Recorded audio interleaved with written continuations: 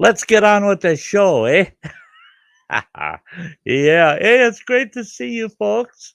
It's um it's another Sty Times. It's another Sty Times. And here we are. I I've gotten so I really look forward to doing these Sty Times. I hope you folks are sharing it out and letting other folks know it's time. Get on over. Get on over. Now you can tell I'm dressed pretty casual tonight, this evening. Oh, I turned my heat on for the first time this winter. I should have known better. Yeah, it got hot in here.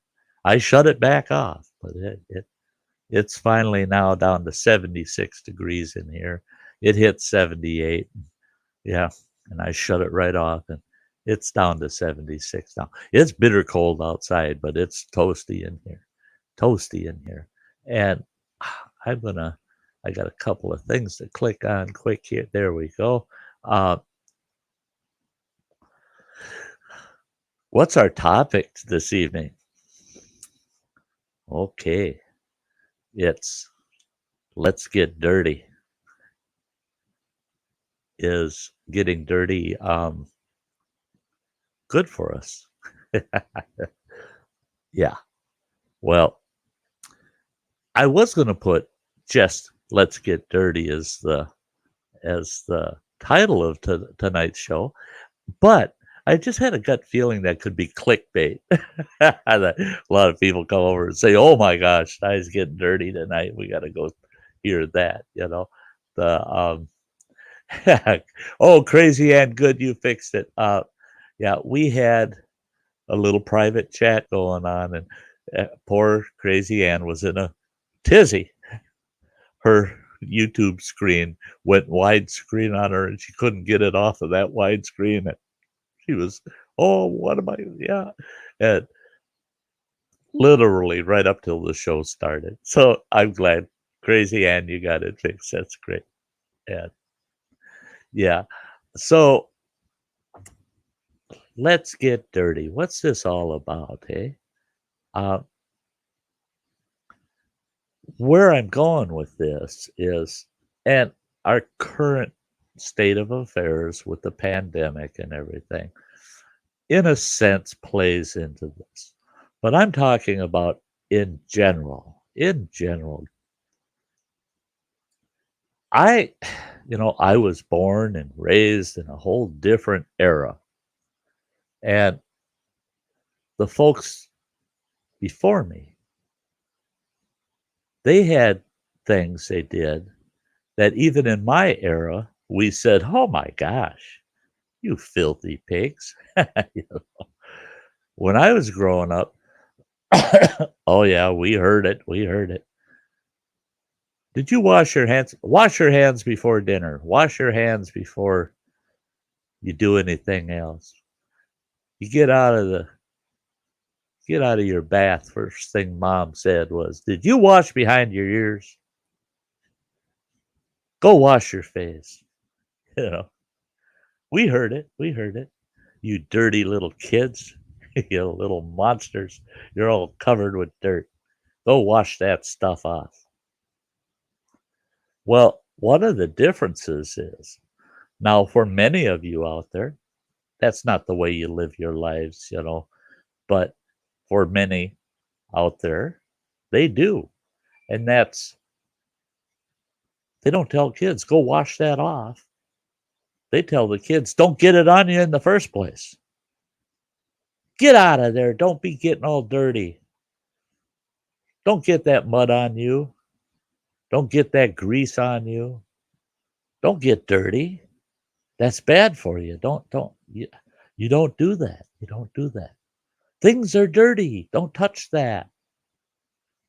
I hear a lot of that today, and I see it.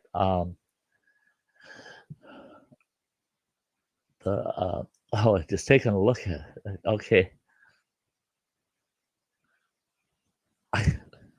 I hear it even with my grandchildren at times, with certain grandchildren. Oh, don't do that. I don't want you getting that dirty. It's not good for you. I've heard people say, oh my gosh, you got to scrub that kitchen, you got to scrub that bathroom, it's got to be 100% germ free. Well, I'm basically guilty of that. I like a clean kitchen. Okay, you do the dishes, and now Ann's going to laugh because I've been notorious the last 6 months of not getting my dishes done when they should be. But I like to have all my dishes done. I like to sanitize my counters. I like to wash my stove surface all the time. I like to keep my fridge nice and clean. And that's not to protect me as much as it is to basically protect my food. It doesn't spoil so quick if it doesn't have other contaminants from around your kitchen. Now for the bathroom, I'm I'm bad about the bathroom. I like my bathroom being almost surgical. I want it spotless and sanitary as can be. I'm just picky that way. Um, get her done, Granny. Saying Sty North would make a great wife. I'll make a great wife for someone someday, won't I? Now, the thing though is, when I was growing up, oh my gosh, you wouldn't see some of the things we saw when I was growing up today. I mean, us kids, we'd stick the dangest things in our mouths, and if we didn't stick something in our mouths, we stuck our hands in things we probably shouldn't have, and we'd wipe them off and go about what we're doing. We wouldn't go wash our hands because we touched something. Now, when I was a kid, it wasn't it was actually expected that sometime during the summer you're going to step in that pile of dog poop, right? Oh, that's nasty up between your toes and terrible. Now, I've seen people today panic. Oh my God, the kid stepped in dog poop. The kid's going to have ringworm and all this and that and this and that. We're going to have to take him to the doctor, have him checked out. Us, you just found some clean grass somewhere and wipe your foot and run your toes through that nice thick grass, and off you went, continued playing. Because you knew you're going to wash that foot when you get to the house tonight, when you're going to have to take your nightly bath, right? So that foot will get clean eventually. But nobody ever told us that's going to hurt you. That is bad. That dirt is bad for you. Mm-mm. Never told us that. Now, some of the things we did that would fall in the let's get dirty category when I was a kid. Now, I've mentioned this once before, and that, oh yeah, Cindy, we watched you in Minecraft. You're an animal. You're doing good for a starter. Yes. But I had mentioned this before on a stream, and I don't know if it was on mine or Everything Spicy's or whose stream it was on, but we were talking about weird things we did growing up and stuff. And I brought up, when I was a kid, it was pretty much so an annual routine. Certain streets around town, they would come through and they would spray this hot black tar on the roadway. Then they'd come along and they'd sprinkle this crushed rock, real fine crushed rock over the top of it. Well, us kids, we'd look around starting in the early summer when they'd start doing that. We'd look around, find out what streets are they going to be doing, right? Well, we'd all take off and try to find those tar spreaders around town. And we'd hang out and watch them spraying that tar on the roadway, and the truck moves pretty slow, you know. And there's only a couple guys, one guy driving the truck, one guy out on the road, making sure he's staying on the road. So they couldn't keep track of kids running up by them and stuff. We'd run up to that truck and we'd get that tar as it would drip out of that truck would start to get thick and heavy because it's cooling off. We'd grab a big chunk of that tar and pull it off of that truck. And we'd run off with it. And we'd have a little piece of wax paper. That's something that you don't see much anymore. Some people still use wax paper, don't get me wrong, but it's not as common used as it used to be. But we'd have a piece of wax paper, and you get yourself a chunk of that tar, put it in that wax paper and roll it up, stick it in your pocket, and then run off after them guys yell at you, "You little monsters, you little brats, get away from the truck, you're going to get run over," you know. What do we do with that tar? We chewed it like you would chew gum. That's right. The tar that was going on the road, take a big old chaw off of it and chew it. And oddly enough, for some reason, that oily, that fuel oil, tar kind of flavor seemed actually appealing. And we'd spend the better part of 2 months every summer chewing road tar, just like it was gum. Our parents would just shake their heads and go, yeah, that kid must have hit his head pretty hard on something because that kid's stupid. What a dumb kid. Why don't you buy some bubble gum or something? No, we had a thing about chewing tar. It was just kind of what you did. I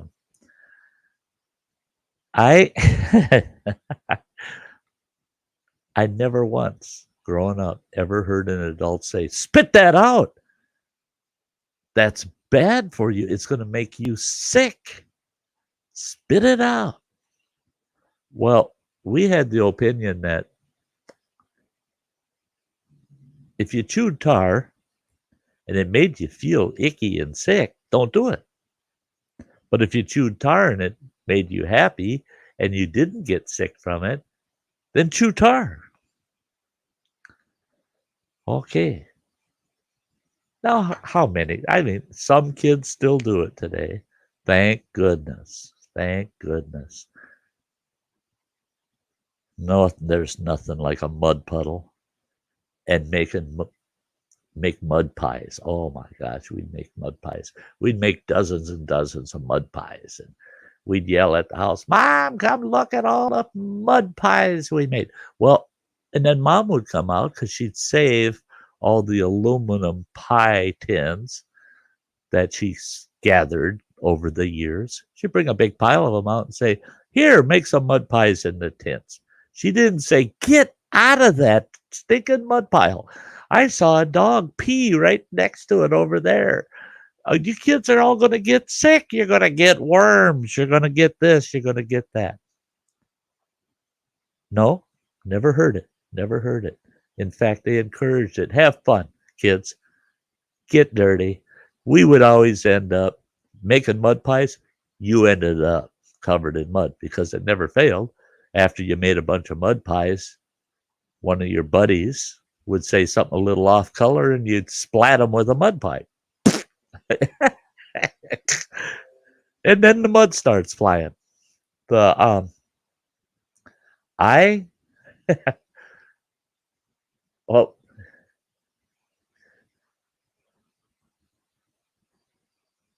excuse me, folks. I had a little technical glitch that I just fixed. But that's where I put fresh batteries in my mouse, and boy, I got to be careful. It responds so well.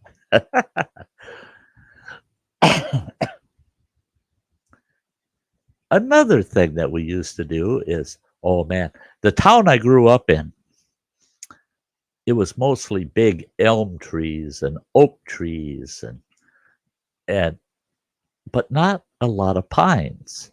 So we knew where all the big pine trees were. And boy, the sap would just drip out of them pine trees. We'd go snatch that sap off them pine trees. And you know, we chew it. It tasted good. It was piney tasting. It was pretty doggone good. And it came in handy for pulling dirty tricks on each other. Stick a little pine sap in your buddy's hair and say, and for the next week in school, he's got that one patch with pine sap in it. He keeps trying to get it out. It just don't come out. But we chewed that pine sap. That was, yeah, it was tasty. It tasted good. Nowadays, I actually witnessed somebody yelling at their two kids, quit messing with that pine sap. That's going to be all full of bugs and it's going to have bird droppings on it and everything else. Never heard that. I never heard that when I was growing up. Never heard that. Never heard it.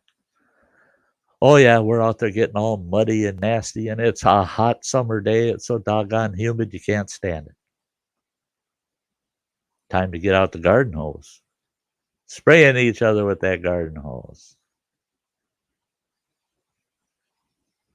You get thirsty. You work up a thirst. You drink out of the garden hose. Well, you've been throwing that thing on the ground. The end of the garden hose has been in that mud puddle that everybody with their bare feet that they stepped in dog poop earlier that day were in there running around playing. And the end of that garden hose went in that pond, or in that mud puddle. And you pick it up and you take a drink, throw it back. And our parents would see us do that. One thing they never said was, drop that hose. Don't you dare drink out of that hose. You're going to get sick. Never heard it. Never, ever heard it. Oh, boy, what else? Oh, yeah. It never failed. I don't know if kids still do it today. I don't think they would do it in the degree we would. You got a candy bar, and you take a couple bites off of it. Here comes one of your buddies over. Hey, what's going on? And nothing much. I'm just sitting here enjoying my candy bar. Hey, can I get a bite of that? Yeah, sure. Don't take too big of a bite, and you hand him the candy bar. Takes a bite, hands it back to you. You take your next bite. Oh, no, no, no, no, no. Don't you share food. No, no, no, no. Well, we never had our parents say, don't do that. Don't eat that kid's candy bar after he took a bite out of it. That's going to get you sick. We're going to have to take you to the doctor. Bubblegum. Yeah, you got a couple nice big pieces of bubblegum. Pop in your mouth, chewing away, and your buddy comes over and goes, whoa, can I get a piece of that bubblegum? Yeah, sure. There you go. You've been chewing on it for 2-3 minutes already, and yeah, he gladly takes a piece of bubblegum that's already been in your mouth.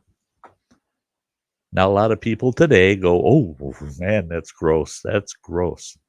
Well, it wasn't gross when that was just about the only way you'd get a piece of that bubble gum is get a piece he's already chewing because that's the only piece he had. We would have gone without quite a bit. Love you too, Mike. Hey, you guys.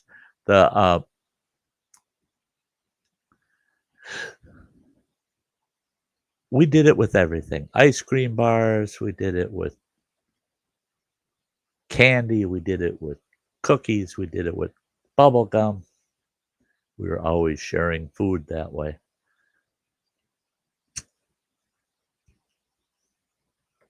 The thing is, we were so busy being kids, and kids are dirty. Not so much anymore today, but kids are dirty. When I was growing up, you'd see little kids. You never saw a kid without the dirtiest damn face in the world. His mother would come along and, oh yeah, lick a handkerchief. Come here, I gotta clean your face, you filthy little animal. They get that kid all cleaned up, slap him in the butt, and say, go back and play. It isn't 10 minutes, that kid comes back, his face is all nasty, dirty, because he's been sticking crap in his mouth and drooling all over and wiping it. That kid's face is dirty all the time. And I've seen out in the public park, all these little kids, all of them pristine and clean. Mom's got a package of wet wipes handy all the time. And those kids' faces are spotless. Their hands are spotless and clean. Aren't they a bunch of cute little kids? They all look perfect. They're not dirty. We're taking the dirty out of the picture. Let's make sure those kids are all super clean.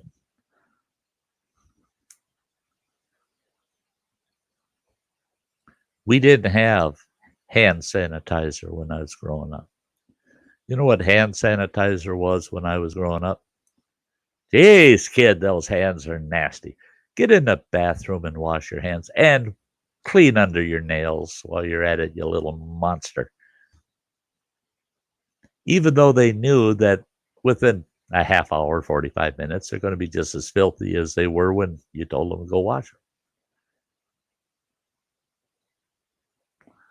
The Budget Bushcraft and RV Life is saying we didn't have beards back then, Sty. God. Oh, I'll tell you what. Yeah, I had my first beard when I was 13 years old. It was a goatee, and it was a fairly nice goatee. So yeah, we had things back then that a lot of people don't have today.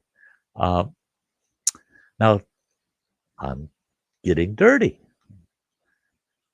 I'd go out to the farm each summer, and I'd spend anywhere from a month to 2 months on the farm to help Grandma and Grandpa out on the farm.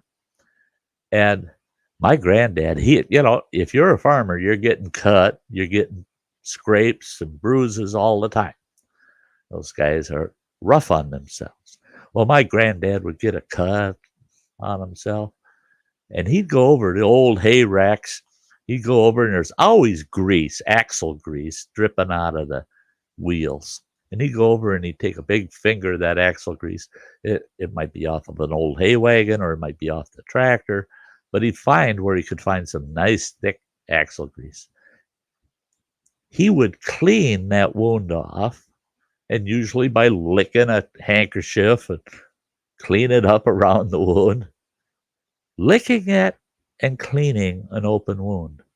Oh boy, now you're asking for it. You're going to get gangrene. You're going to lose your arm.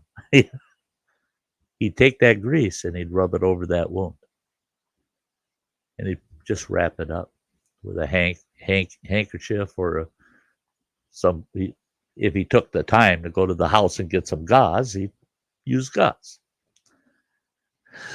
But his wounds from the farm, oddly enough, within as little as a week's time, would look like just a minor little cut or a minor scrape. And he's using that axle grease to protect it while it healed. You wouldn't do that today. People would say, you cannot do that. You'll get blood poisoning. You're going to die. They didn't die back then. There were so many times when, we all knew growing up that if you got a cut and you're a real dirty kid, guess what you got to protect that wound? First thing you got is some iodine put on it, or mercurochrome. Oh yeah, that lit you up like a Christmas tree. Wow, that stuff hurt. They'd wrap a bandage around her, put a Band-Aid on it, and say, go out and play, get out of here.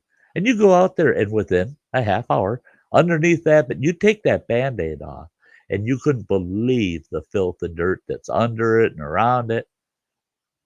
They weren't cutting parts off of us because we were getting gangrene or anything. There's a limit to dirtiness. There is nothing wrong in the world with a little bit of dirt.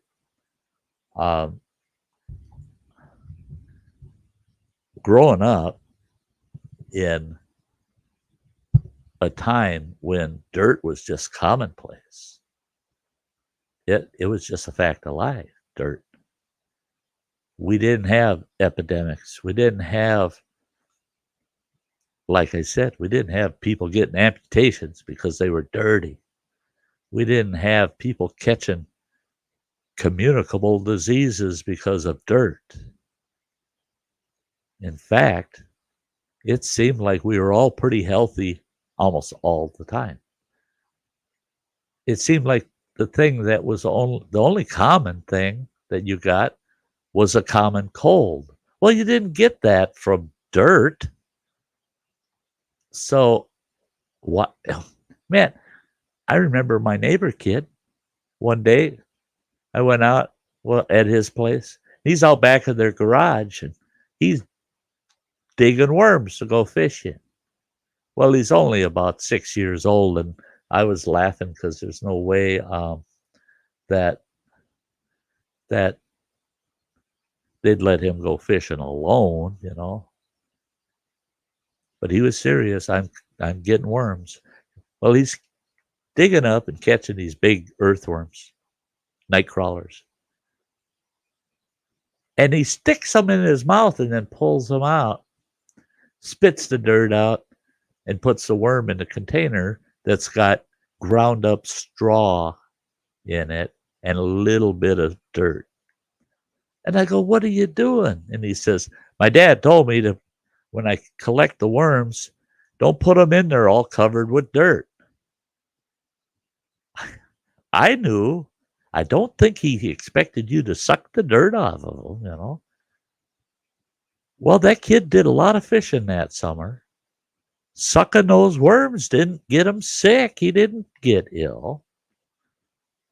He just got dirty. He just got downright dirty. We used to do that. Suck on dirt. We'd put dirt in our mouths and go, that tastes kind of good. I didn't swallow dirt. I'd suck on it, spit it out. We did stuff like that. Fork in Allotment says, I used to eat coal. I knew a kid that loved to suck on little chunks of coal. And it was funny because his mouth was ringed in black a lot of times because he's digging in the coal bin and getting the dust and everything and getting it on his mouth. Terrible, terrible. And I'm talking 55 years ago about. And I know the guy's still alive today. So I guess him sucking on coal didn't kill him. It didn't kill him. See, things didn't kill us back then. Things didn't kill us back then. Not like people would think. Today, they keep saying you have to avoid all that dirt. We're going to get on that topic about avoiding dirt right after this little clip of all the great, wonderful, absolutely beautiful members of my channel. This only takes a little over a minute.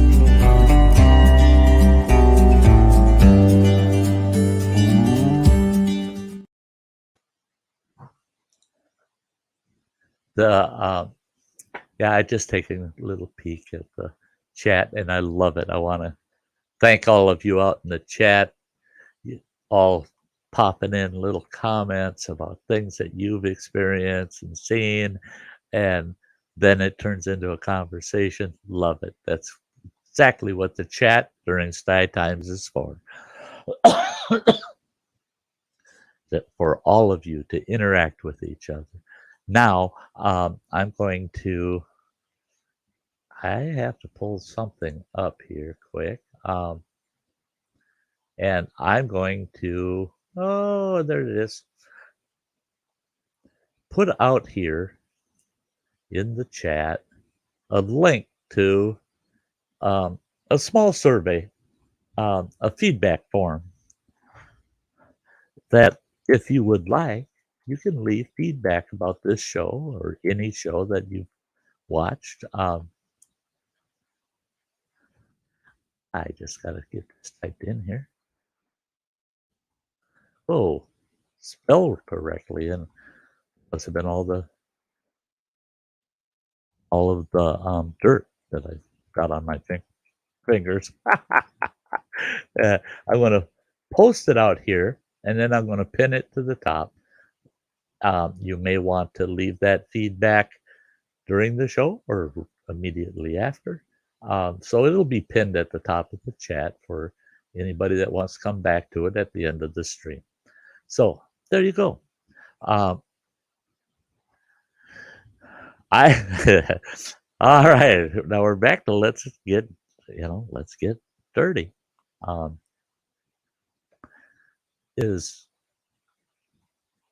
Is getting dirty healthy for you? Is it good for you?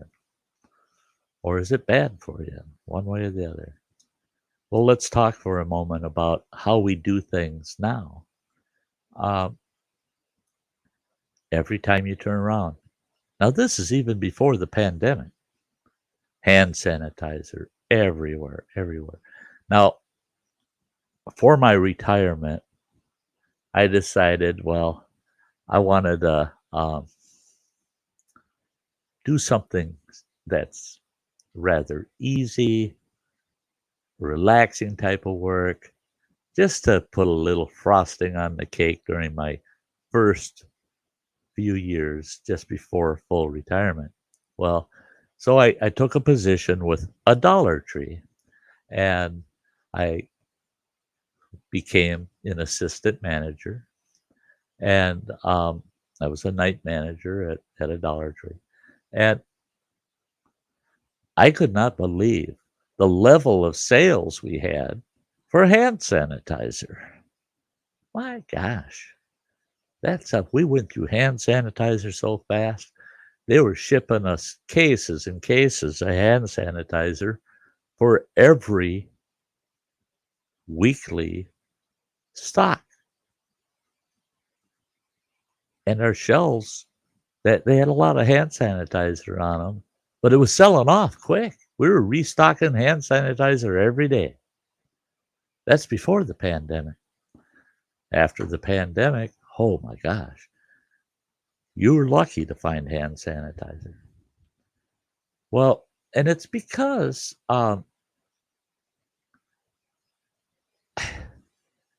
it has been sold to us for so long now that we need to sanitize every single thing. Things we are going to touch, things we're going to use, including our bodies. Our whole body needs to stay sanitized. The last thing we want is any bacteria or viruses are somewhat of a different issue because what's involved to stay sanitized enough to be able to totally avoid a virus. I mean, you might as well be a surgical scalpel ready to be used. That's very, very difficult to meet that level against viruses. There are simple things in life that help us avoid certain bacteria and viruses. temperature, boiling water, cooking your food to a high enough temp that it kills things off. Well, that's been practiced for years and years. Um, so that's not something new. But to start using antibacterial sanitizers on everything, including your body does not then come in contact with any of those. It doesn't have the opportunity to learn how to fight it off if it gets into your system. That was the difference when I was growing up. We were in contact with those viruses right to the um,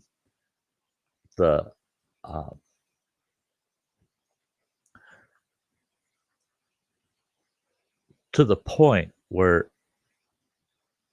a lot of these viruses and bacteriums, our body knew what they were. Our bodies had come in contact with it and knew how to fight them off. Knew how to fight them off. Um, the you know, and all the medical experts in the world, they say, "Oh, but we have a whole new understanding of things. That's why we do things this way." What I don't know now, I'm not prescribing that I'm right here. I'm just saying, isn't it that they're saying if we don't do this, we're going to lose people. Boy, yeah, they're going to start dropping but like flies if you don't start being sanitary 100%. How did we get here without all of that? The last 1,000, 3,000, 6,000 years. How did we get here? There's no way in hell that a primitive society would have ever survived because they didn't have hand sanitizer. They didn't have things to protect them against nature. A little bit of dirt is good for you. Not taking intentional risks. There's some things around a septic tank, human waste. No, don't mess around with that stuff. There's diseases that goes with that your immune system is going to say, "Wah, no, we ain't fighting that crap." So, but we know that from historical experiences. Certain things you don't mess with dead bodies, animals or humans. Yeah, you don't mess with them. They can carry certain diseases your body's not going to be able to fight off. Cholera is a good example how cholera would spread. And it's because our immune systems weren't able to fight off that disease. So there were certain things you didn't do just for your own well-being, because your immune system couldn't cover it. But the exposure to common dirt, certain common things we come in contact with, to protect us against those things is actually setting us up. What if you run out of hand sanitizer? Now, this is a good example. This fella basically did a paper on the effects if all of a sudden society were to collapse and you didn't have access to antibiotics and or sanitizers. A lot of people would die. A lot of people today would die. What would they die from? The key source of death would be infections. Common, simple infections would lead to major infections, to gangrene, and people would die. And it's because we have become dependent. We have become dependent on an outside source of immune system instead of an internal immune system. Now, think of that. Your internal immune system doesn't have to know how to fight certain bacteria anymore because we put our immune system on our bodies. We're putting it on our hands, we're washing with it, we're just covering ourselves with our immune system. So it's like we're wearing a raincoat against bacteria. Where before it was the other way around. We built our immune system from the inside out. So if that bacterium got in us, we could fight it and expel it, get rid of it. Now what we're doing is shielding instead of fighting. We no longer fight bacteria. We shield from it. What if you take that shield away and your body has never had to experience fighting and getting rid of those bacteria? It's severe. It reacts severely. And now, and this fella, when he wrote that paper, was relating back to medieval times. Did you know? You see it. You see the movies all the time. Oh yeah, all these guys are out there with their big old swords, and both sides they clash together, and they're hacking and slashing and killing each other. Did you know that less than 10% of the deaths in medieval battles occurred on the field? Very few of those guys died from their stab wounds, their cuts. They died within the next couple of weeks from infections from their stab wounds and cuts. That's what was killing them. And it got to the point where they realized, oh, if they get a wound, keep it clean and keep it covered so that bacterium can't get to it. And then that wound won't fester. They learned how to deal with that bacterium by how to treat the wound. And many of those people, they realize, oh, wow, if you keep them well fed and well hydrated, their body can actually fight off some of those infections. So why today do they say they know better than Mother Nature knew better 600 years ago? I am one where if it's not broke, don't fix it. Don't fix it. Sorry, I got to have a sip of my coffee. But so should we be keeping our kids so stinking clean, squeaky clean? Should we? Now, many of you know that I had a wilderness skills camp for 4 years. And my clients, it was pretty funny. It was pretty funny. When we first started the camp, I thought this is the approach I'm going to take. And I don't know why I felt I had to go down that trail. But when they would show up for their first day of 7-day camp, they went through, we did an introduction, welcome to camp, and this is what's going to happen for the next week. And I closed it with, you're going to get your hands dirty. You're going to be dirty from head to foot. You're going to be filthy. You're going to just love if I take you to the lake one day and let you just rinse that crap off of you. Because you're going to get dirty out here in the woods. And they'd look at each other like, whoa, what's he talking about? I get them out to camp, and I had 2 of these big, they used to be raised gardens. And I filled those raised gardens full of some of the blackest, nastiest loam, ground, dirt that you ever saw. And I'd line them up along those 2 raised gardens and say, all right, guys, you're going to spend the next 15 minutes and I want you to dig and dig and dig and rub all that dirt. I want you to do that for the next 15 minutes. I got to sit back, drink a cup of coffee, have a smoke, and watch them play in the dirt for 15 minutes. And it was funny because the deeper they dig, well, the moister the dirt. And then you see they're building little dirt castles. And they're now we're talking adults here. They spent that 15 minutes playing in the dirt when I say, well, that's it, guys. That's enough. And they're all looking at me like, okay, what's the point? Except for a few that keep, I'm building something, you know,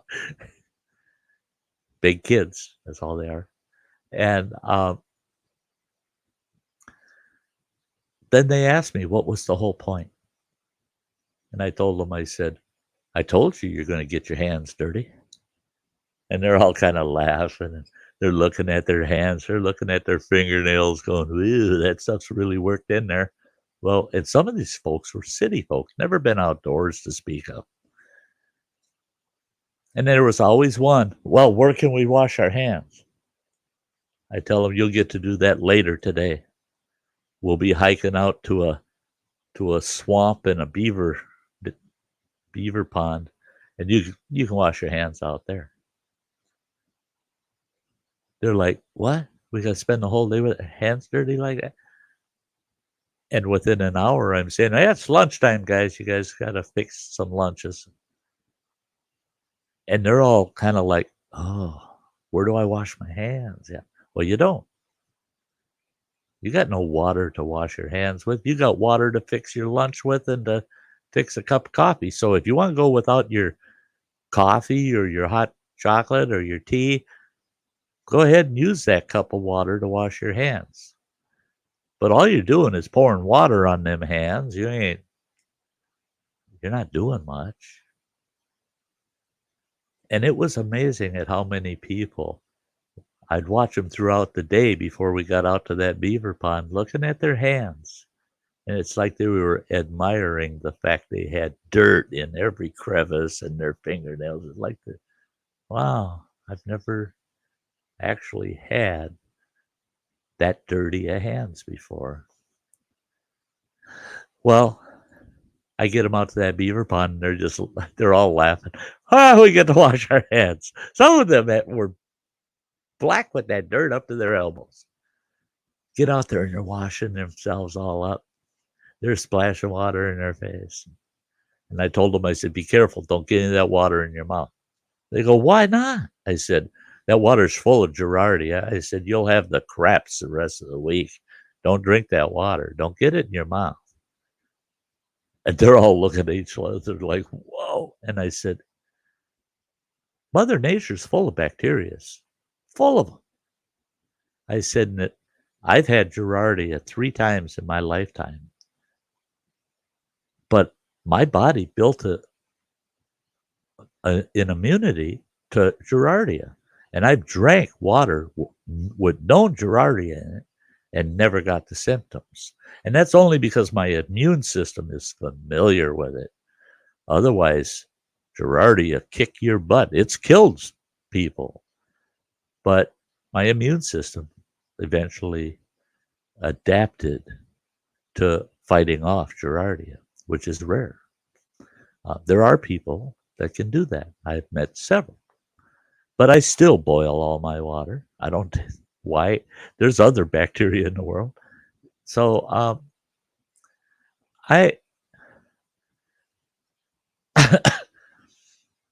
I can't help but sympathize with people that are in constant fear of being sanitary, of being sanitized. There's nothing wrong with being sanitary, but you don't have to be sanitized because your body knows how to build its own sanitizer, and that's your immune system. So you have to eat well, you have to exercise, you have to be in good condition as much as possible so that your body has the strength to deal with those outside attackers. But today, all they want to do is give you a shot for that. Well, there's a shot for that. There's a shot for this. There's a shot for that. Now, some things your immune system ain't going to take care of you. Tetanus, good example. I'll tell you what, I step on a rusty nail. You bet your butt I'm running in. Make sure that my tetanus is up to date. And if it's up to date, I don't worry about it. If it's not, give me that tetanus shot. Because your body is not going to, on its own, protect you against tetanus. So, yes, there's a pill or a shot for that. But that's on a case-by-case basis. But this whole, you got to get all these different immune shots for everything under the sun. The last flu shot I got, my doctor said, and I bet you catch the flu within the next couple months. I go, well, then why'd I get the shot? And she said, well, you won't catch these top 15 worst flus. You're going to catch one of these other ones that aren't included in that shot. And she was right. I got the flu. Lasted 2 days. My system was able to fight it off. But some of those other flus, wouldn't have been so good. But if I have a good immune system and I've got something that's going to help me fight off that virus, then I'll probably get through it okay. It'll probably feel like a lesser flu. But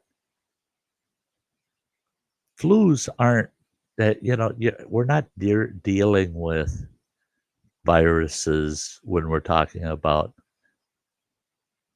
the everyday sanitation of our bodies. That's antibacterial. That's not antiviral. It doesn't last long enough on your body to be antiviral, but for a short period of time. Then you're not protected anymore. Antibacterial, it lasts much longer. But do we really need it all? I wish people would take a little more natural approach to fighting off bacterial issues by allowing themselves and their children to get dirty. I encourage you, go get dirty. Learn a few things. Be cautious. E. coli. Here, Ashland, Wisconsin, we got a beautiful beach out here. Beautiful beach. It gets closed at least for a week or two every year. Right across the bay from us is another community with a beautiful beach. Theirs gets closed for at least a week or two every year. And it's because the geese come in and they crap all over everything. They're crapping along that beach. They're crapping in the water. And sure enough, it'll test positive for E. coli. Well, then they shut the beaches down. Makes sense. Stay out of there. You're going to catch that bug. So a little bit of common sense and a little bit of good natural dirt is actually going to be good for you. You don't have to go to the doctor because you got dirty. Now some of you folks are going to think, boy, that Sty, he's a dirty old man, ain't he? When I'm out at camp, I call it bathing. I bathe about once every second or third day. All depends on the weather. Sometimes I've showered in the rain. It's raining so doggone hard, and there ain't nobody there to see me. I'm out there showering in the rain. It's because you want to get yourself naturally clean. But I don't sanitize myself. I don't take a squirt of hand sanitizer every time I go to do something. I just wash my body, and I don't use, and people say, well, you're going to end up stinking. No, you don't. If you keep your body washed every couple of days, you don't stink. I don't use deodorants, aftershaves, right? Colognes. I don't use those things out in the woods because there's issues that go with them that relate to wildlife. And the Medieval says, "We have always thought you were a dirty old man." And the thing is, I allow Mother Nature to help protect me. I was designed with a system with the workings to fight off anything that attacks me on the inside. So I try to encourage it to a degree. Allow myself to be a little dirty once in a while. So when your kids are out at play and they're playing in the grass and they're drinking out of the garden hose, don't panic. Don't panic. They've been doing it for 100 years plus. And if it was going to kill us, we wouldn't be here today. Because I guarantee you, back in 1965, when I was making mud pies and eating dirt and chewing tar off of the tar truck, if that stuff was going to kill you, I should not be here talking to you today, because I was notorious for getting into dirt. So, and I was not a sick child. I had the measles. I had the chicken pox. I got pneumonia once. Those are major. Those are major things. We're talking about the common bacterial infections that we can all avoid. So that's it for today, guys. We got a little bit dirty. We talked about how filthy we can be, a bunch of filthy animals, right? And hey, this Friday, our next show, I shall have a special guest. And I'm going to let you know who that special guest is for this Friday. And I think we're going to have a very interesting and fun show on Friday. Our special guest will be Samantha Lee's Originals. Now, she's a great performer. And I look very forward to having her come up as a guest on Friday. So we'll see you on Friday. I want you all to take very good care of yourselves. Sty loves you. Hey, go out, get a little bit dirty, and I'll see you either tomorrow night around the campfire, or I'll see you on Friday. Night, folks.